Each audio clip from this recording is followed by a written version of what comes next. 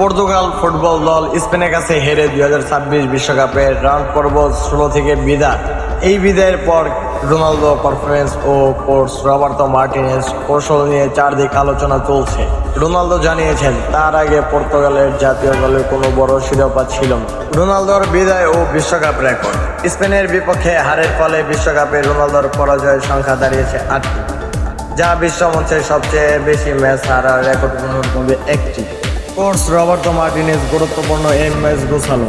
রামোসকে পুরো সময় বেঞ্চে বসিয়ে রাখলেন এবং 41 বছর বয়সী রোনালদোকে পুরো 90 মিনিট মাঠে খেলার মতো সিদ্ধান্ত নিল। ম্যাচ শেষে ভেজা চোখে মাঠে ছাড়েন এই পর্তুগিজ মহাতারকা। ভক্তদের প্রতিক্রিয়া। পর্তুগালের এই হতাশাজনক বিদায়ের পর ঢাকায় অবস্থিত ঢাকা বিশ্ববিদ্যালয়ের টিএসসি এলাকায় শোকের আবহ তৈরি হয়। সমর্থকেরা রোনালদো ও পর্তুগালের বিদায় খুব আবেগ ও কষ্টের সাথে গ্রহণ করছেন।